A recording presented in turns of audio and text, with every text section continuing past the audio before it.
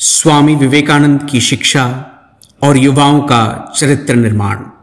स्वामी सुवीरानंद, महासचिव, रामकृष्ण मठ एवं रामकृष्ण मिशन। स्वामी विवेकानंद जी ने एक बार कहा था, मनुष्य निर्माण करना मेरा जीवन उद्देश्य है। उन्होंने कहा था, अब मेरी एकमात्र इच्छा है राष्ट्र को जगाना। सुप्त तिमिंगल जो अपनी शक्ति पर पूरा विश्वास खो चुका है तथा जो किसी प्रकार की प्रतिक्रिया नहीं करता। स्वामी जी ने और कहा था, समाज को उसके तमोगुण की गाढ़ी निद्रा से जगाना होगा। अब मनुष्य निर्माण का क्या तात्पर्य है? स्वामी जी ने रोषपूर्वक जनसाधारण को शव की संज्ञा दी थी। उन्होंने कहा था, मुर्दे को मुर्दे दफनाने दो। स्वामी विवेकानंद जी ने के शब्दों में प्रत्येक आत्मा अव्यक्त ब्रह्म है। इसलिए उन्होंने कहा, मैं उस परमात्मा का उपासक हूं जिसे अज्ञानी लोग मनुष्य कहते हैं।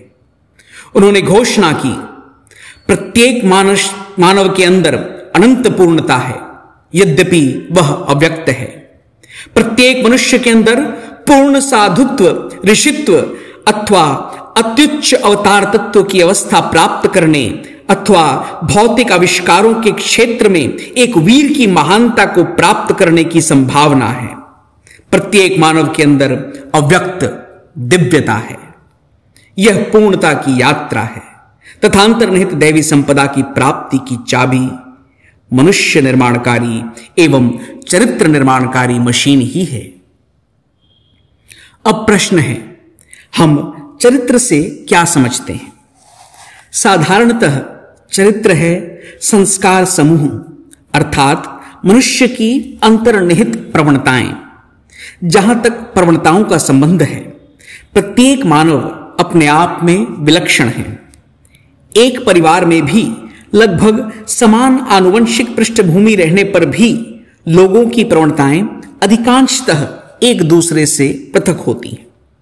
अपनी पुस्तक कर्मयोग में स्वामी जी 3 मौलिक प्राकृतिक गुणों का निरूपण करते हैं, सत्व, रज एवं तम।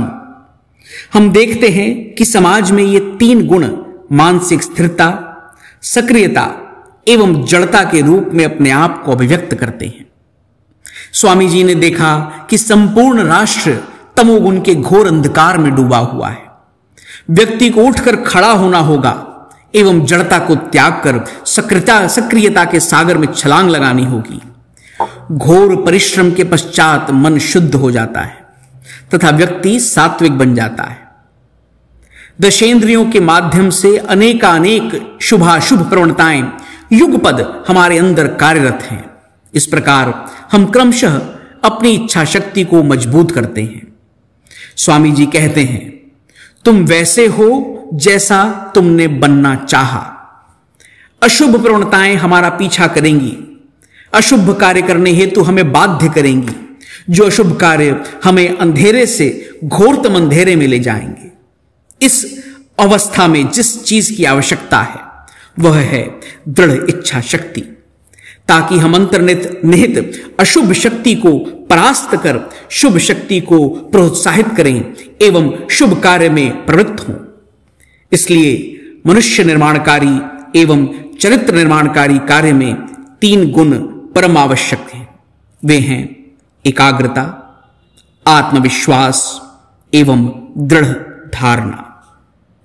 मनुष्य निर्माणकारी एवं चरित्र निर्माणकारी शिक्षा की पराकाष्ठा उस अवस्था को प्राप्त करना है जहां से व्यक्ति भगवान बुद्ध के संदेश आत्मदीपो भवः को समझ सके।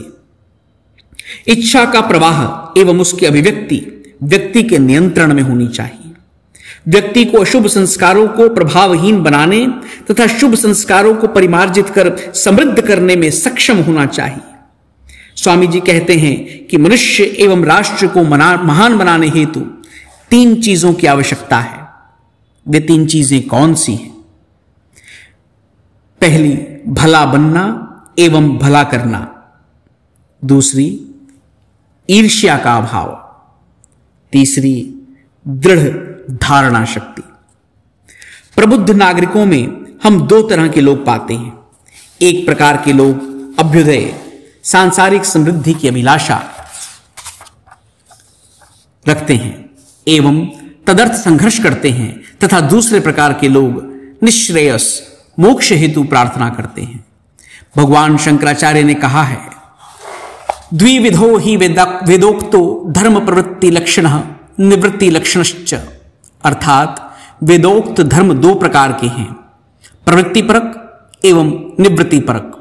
इस संदर्भ में हम मानव जीवन पर दृष्टिपात कर सकते हैं।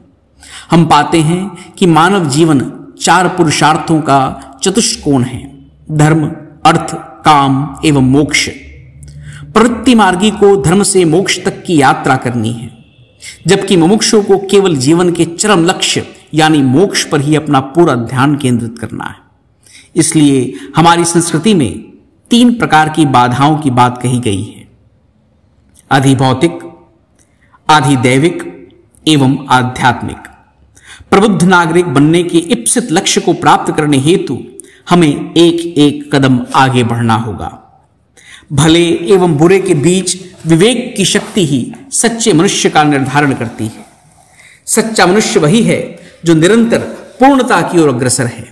यही पूर्णता मनुष्य को सही अर्थ में मनुष्य बनाती है। श्री रामकृष्ण देव ने कहा है, मानुष शब्द मान, मर्यादा एवं सम्मान एवं होश, भले एवं बुरे, सकारात्मक एवं नकारात्मक आदि के बीच विवेक की शक्ति, इन दोनों के योग से बना है। वेद का विधान है, यानी अनवद्यानि तानि सेवितानि नो इतराणि, अर्थात केवल वही कार्य करने चाहिए जो व्यक्ति के लिए, परिवार के लिए, राज्य के लिए एवं पूरे राष्ट्र के लिए अच्छे हों। जो व्यक्ति लालच को दूर रखकर सन्मार्ग पर चल सके वही सच्चा मनुष्य है।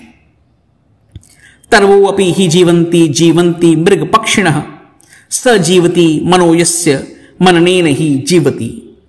स्वामी जी ने एक बार कहा था, मैं ऐसे सभी लोगों को विश्वासघातक समझता हूं जो गरीबों के परिश्रम की कीमत पर शिक्षित होकर भी उनकी ओर तनिक भी ध्यान नहीं देते। एक सच्चे चरित्रवान मनुष्य के अंदर दूसरों के प्रति सहानुभूति, प्रेम और दया अवश्य होनी चाहिए। स्वामी जी हम सबका आह्वान करते हुए कहते हैं, जो व्यक्ति जहां है वहीं से उसे उठाओ एवं उन्नत करो। इसलिए मेरे मतानुसार स्वामी जी के संदेशों एवं उपदेशों का सार 2 शब्दों में है, बनो और बनाओ। आज के समाज का एक महत्वपूर्ण पक्ष है शिक्षा में मूल्यबोध परक व्यवस्था। यह हमारे देश के नवयुवकों के कल्याण से संबंधित है एवं अति महत्वपूर्ण है।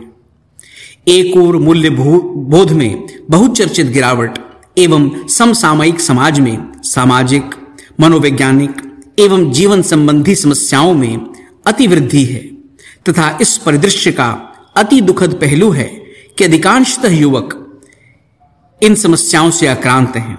तो दूसरी ओर यह स्पष्ट है कि इन समस्याओं में से अधिकांश का या तो परिवर्जन किया जा सकता था या उन्हें कम किया जा सकता था यदि युवकों को नैतिक सही शिक्षा प्राप्त होती, उन्हें व्यक्तिगत मार्गदर्शन तथा परामर्श प्राप्त होता। पहले स्वयं सीखो, फिर दूसरों को सिखाओ। बंगाली भाषा में एक कहावत है, आपने आचार्य धर्म परेर सिखाओ, अर्थात धर्म का स्वयं आचरण कर दूसरे को सिखाओ। दूसरों को उपदेश देने के पहले स्वयं उसका आचरण करो। मनुष्य निर्माणकारी एवं चरित्र निर्माणकारी पद्धति के लिए यह अनिवार्य है। गांधी जी के जीवन से मैं एक दृष्टांत देता हूं। एक छोटा बालक चीनी खाने का आदी हो गया था। वो बहुत चीनी खाता था। उसकी मां बहुत चिंतित हो गई कि यदि कोई इस परिमाण में चीनी खाए तो आज नहीं कल वह अवश्य गंभीर रूप से बीमार पड़ जाएगा। अपने पुत्र को इस अस्वास्थ्यकर अभ्यास से रोकने हेतु मां ने यथासंभव कोशिश की, लेकिन इसका कोई फल नहीं हुआ। पुत्र ने अपनी मां की बातों पर कोई ध्यान नहीं दिया। क्या किया जाए, मां सोच रही थी। अचानक उसके दिमाग में यह बात आई कि उसका पुत्र गांधी जी को चाहता है एवं गांधी जी यदि वही परामर्श दें तो बालक उसका पालन जरूर करेगा। गांधी जी के प्रति उसका ऐसा सम्मान भाव था। एक दिन बालक की मां उसे गांधी जी के पास ले गई। उन्होंने गांधी जी से अपनी समस्या की कहानी बताई।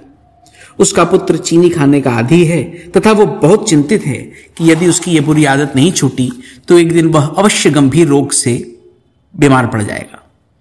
उस महिला से सारी कहानी सुनने के बाद गांधी जी ने उससे अपने पुत्र को 15 दिनों के बाद ले आने को कहा।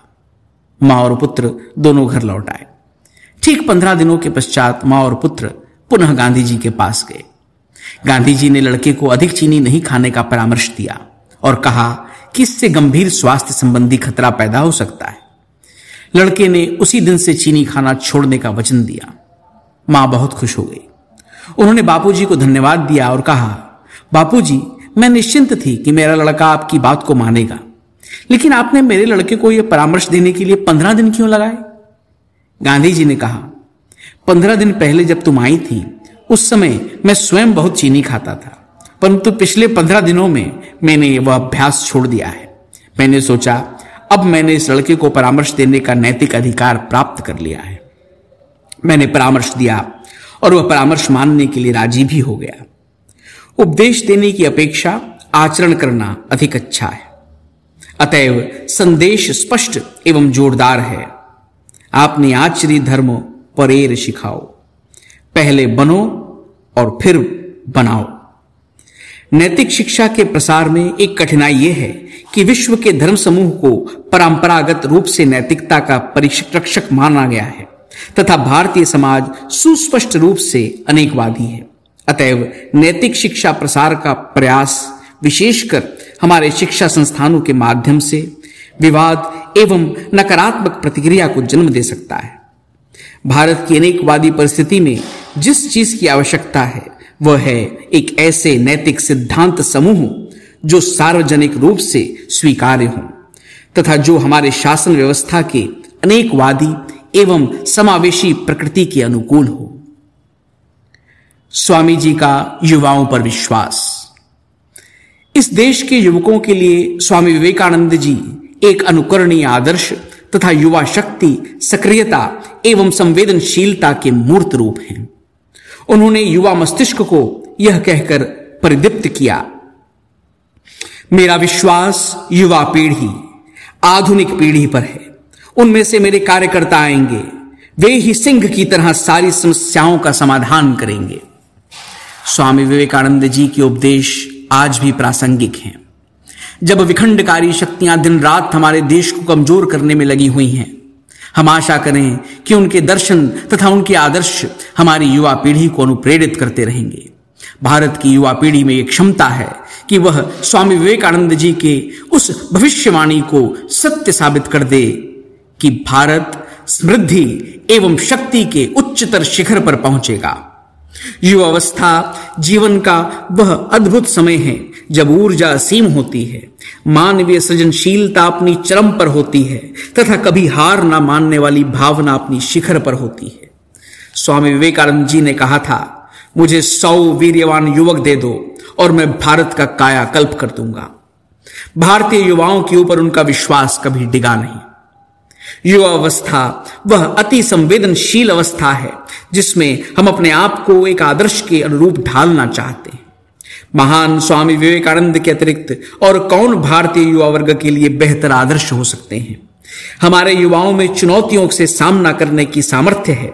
साथ ही हमें यह कड़वी सच्चाई भी स्वीकार करनी होगी कि उनकी प्राथमिकता सूची में यह ऊर्ध्व स्थान पर नहीं है।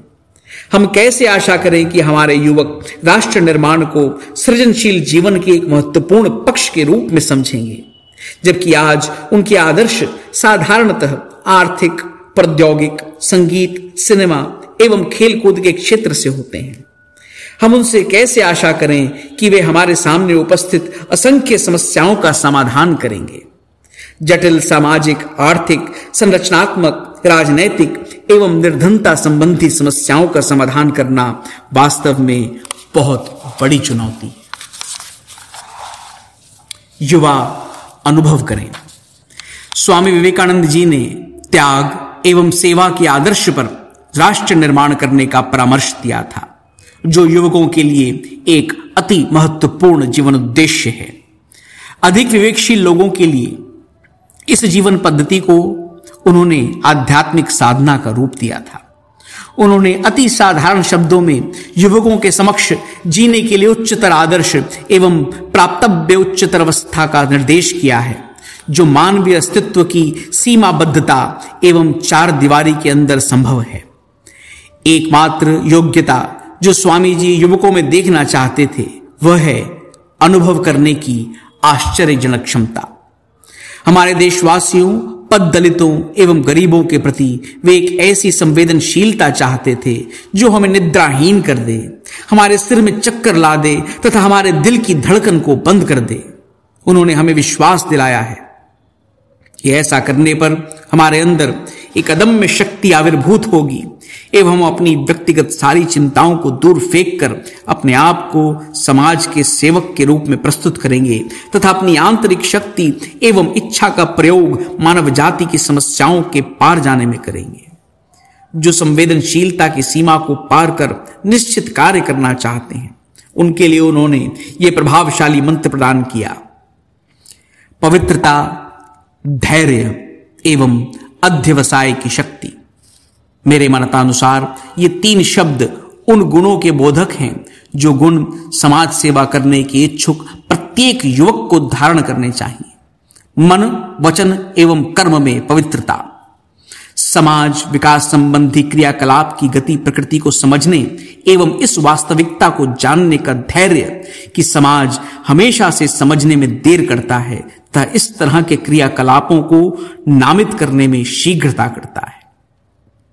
साथ ही भारतीय समाज के जटिल परिवेश में कार्य करने हेतु महान अध्यवसाय की भी आवश्यकता है। सामाजिक, आर्थिक एवं राजनीतिक विविधताओं के बीच कार्य करने हेतु अत्यधिक अध्यवसाय की आवश्यकता है। युवाओं हेतु 5 प्रकाश स्तंभ। आज के छात्रगण अति भ्रमित हैं। किसका अनुसरण करें, किस पर विश्वास करें, कैसे आगे बढ़ें, किसको आदर्श माने। इस अवस्था में स्वामी विवेकानंद जी के अनुप्राणित करने वाले जीवन एवं संदेश शाश्वत अनुप्रेरणा, मार्गदर्शन एवं प्रोत्साहन प्रदान करने वाले हैं। स्वामी जी के संदेशों पर आधारित 5 प्रकाश स्तंभों के बारे में मैं यहां बताऊंगा, जो सभी छात्र छात्राओं के लिए दिशा निर्देशों का कार्य करेंगे। वे हैं: लक्ष्याभिमुखीकरण, गोल ओरिएंटेशन, नैतिक परिपूर्णता, मॉरल इंटीग्रिटी, आत्मानुशासन, सेल्फ डिसिप्लिन, सेवा, सर्विस एवं बल, स्ट्रेंथ। ऐतिहासिक परिप्रेक्ष्य में मानवीय विकास की कहानी का विश्लेषण करने पर हम पाते हैं कि मानव एक निसंग व्यक्ति के रूप में दूसरे मानवाकृति एब ह्यूमन जानवरों से बेहतर नहीं है। यहां स्वाभाविक रूप से यह प्रश्न उठता है कि फिर मानव को अवमानवीय सब ह्यूमन एवं मानवाकृति एब ह्यूमन जीवों से वस्तुतः क्या पृथक करता है? उत्तर है, मानव सोचने, विश्वास करने तथा मिलकर कार्य करने की क्षमता रखता है। मानव के ये विशिष्ट गुण प्राणी जगत में उसे दूसरे जीवों से श्रेष्ठ बनाते हैं। उदाहरण स्वरूप, चींटियां समूह में चल सकती हैं, लेकिन युद्ध की घोषणा करते हुए एक साथ मिलकर रानी चींटी को मारकर एक जाति वर्णहीन या समाजवादी समाज की स्थापना नहीं कर सकती। मधुमक्खियों के संबंध में भी यही बात लागू होती है। वे एक साथ उड़ती हैं, लेकिन वे एक साथ मिलकर रानी मधुमक्खी को मारकर समतावादी समाज की स्थापना नहीं कर सकती हैं। रुपए पैसे के उपयोग संबंधी हम दूसरा उदाहरण लें। मान लो कि तुमने चिंपैंजी को एक नोट दिया तथा उसके बदले में उससे एक जोड़े केले दिखाकर उससे कहो कि उस नोट को दिखाकर वह 5 केले ले सकता है। इन शब्दों को उसके लिए कोई अर्थ नहीं होगा, इन शब्दों का उसके लिए कोई अर्थ नहीं होगा, लेकिन एक मानव तुम्हारी बातों को गंभीरता से लेगा। मनुष्य, स्वर्ग, नरक, जाति वर्णहीन समाज, शेयर बाजार में गिरावट, राष्ट्रवाद, विश्व भ्रातृत्व का सिद्धांत आदि बातों पर विश्वास करता है, लेकिन एक मानवाकृति दूसरा जीव वैसा नहीं कर सकता है। इसलिए स्वामी विवेकानंद जी कहते हैं, सत्य, विश्वास, दृढ़ धारणा, एकाग्रता आदि ऐसे गुण हैं जो तुम्हें एक सच्चा मनुष्य बनाते हैं। यदि हम मानव जाति के इतिहास को देखें तो 3 चीज सामान्यतः पाएंगे: अकाल, महामारी एवं युद्ध। इस 21वीं सदी में भी क्या आप अपने हृदय को स्पर्श कर कह सकते हैं कि हमने इन 3 आपदाओं पर विजय प्राप्त कर ली है? हमें इसका उत्तर देना होगा। निसंदेह इसका अर्थ अनिवार्य रूप से यह नहीं है कि हमने इस दिशा में कोई प्रगति नहीं की है। हमने भौतिक एवं सांसारिक विकास के कुछ क्षेत्रों में आश्चर्यजनक रूप से अच्छे कार्य किए हैं, परंतु इन सारे विकासों के बावजूद अभी तक हम अकाल, महामारी एवं युद्ध के खतरों से बाहर आने में समर्थ नहीं हैं। उदाहरणार्थ कोविड-19 की महामारी को लें। हम सभी ये जानते हैं कि इस अति सूक्ष्म घातक वायरस के द्वारा संसार भर में क्या तबाही मचाई गई। फिर भी हम युद्ध की गड़गड़ाहट सुन रहे हैं। जब तक मानव के अंदर पशु प्रकृति रहेगी, जब तक युद्ध की ये गड़गड़ाहट सुनाई देगी। वर्तमान परिदृश्य में भी क्या हम दावा कर सकते हैं कि हमने अकाल एवं भुखमरी पर पूरी तरह विजय प्राप्त कर ली है?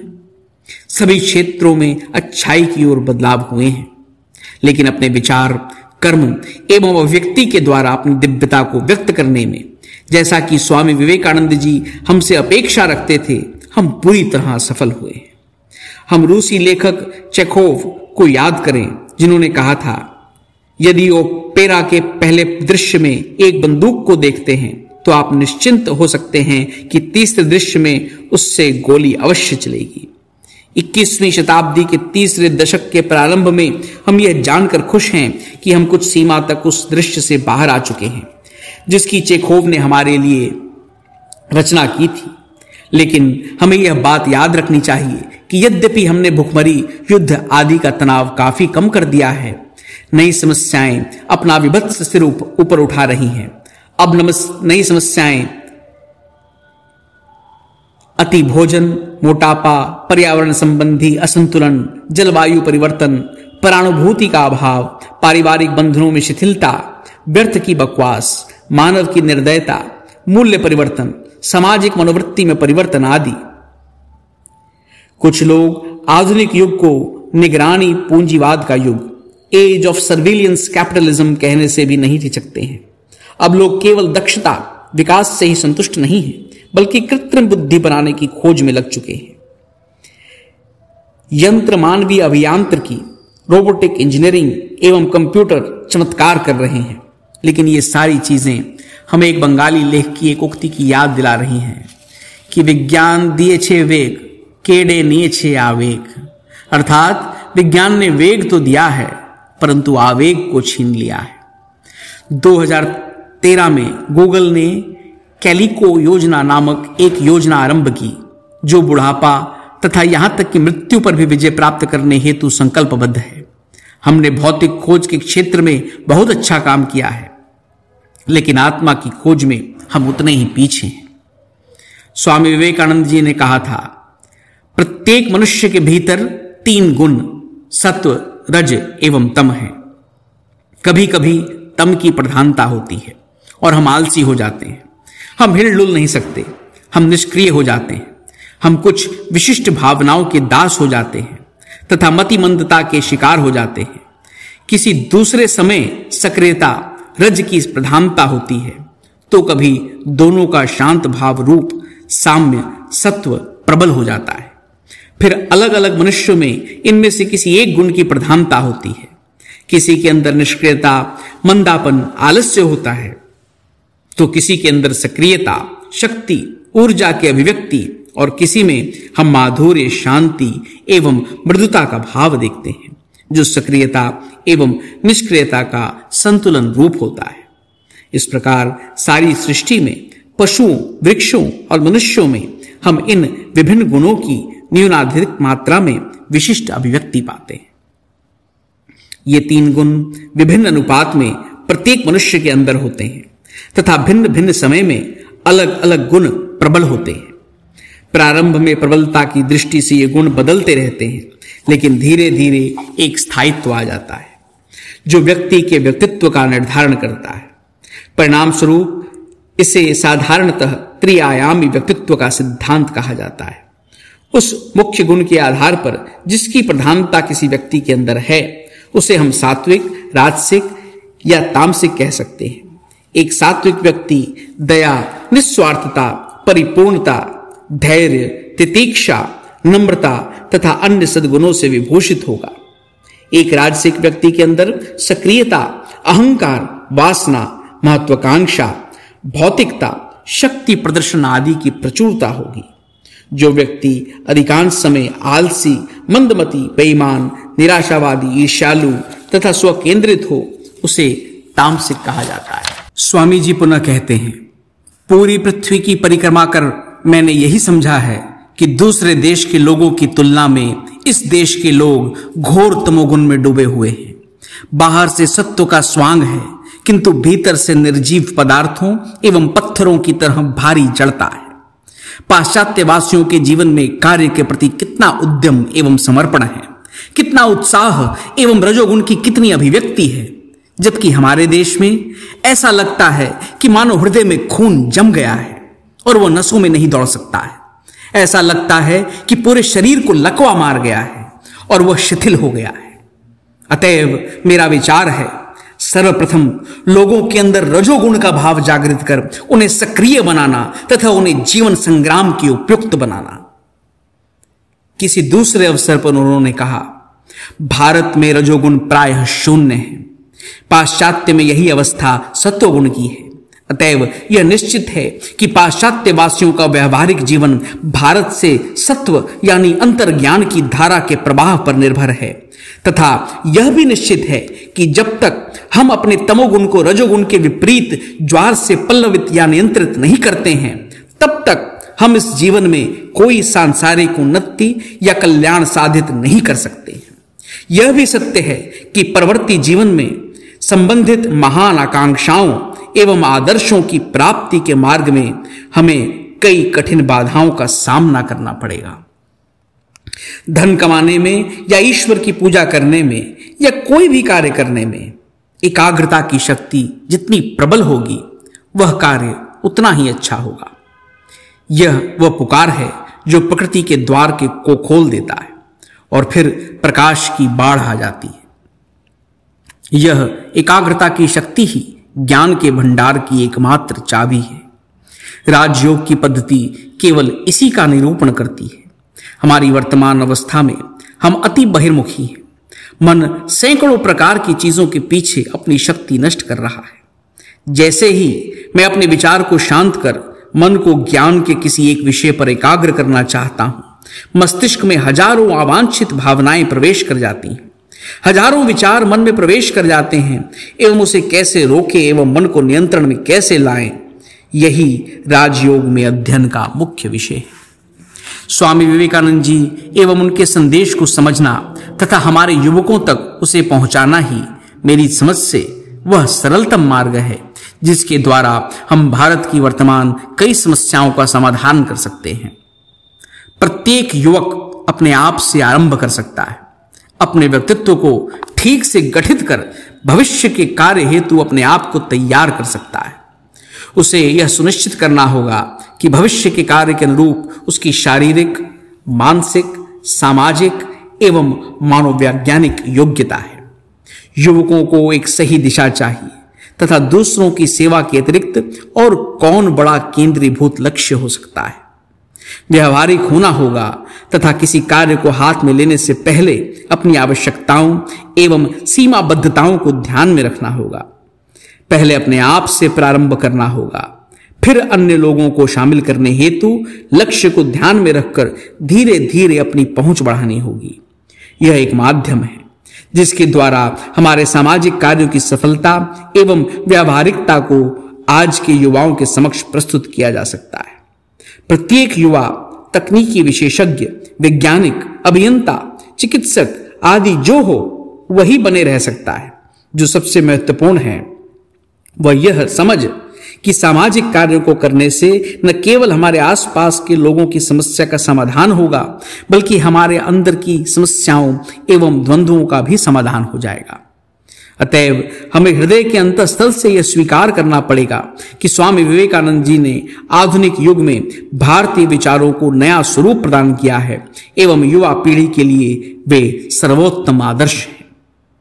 यद्यपि मैं यहां यह जोड़ना चाहूंगा कि मेरी समझ में स्वामी जी के अनुप्रेरणादायी एवं जीवनदायी संदेश न केवल युवा पीढ़ी के लिए हैं, बल्कि जीवन के हर क्षेत्र के लोगों, शिक्षकों, चिकित्सकों, व्यवसायियों, विशिष्ट सेवादारों, वरिष्ठ नागरिकों आदि सब के लिए है।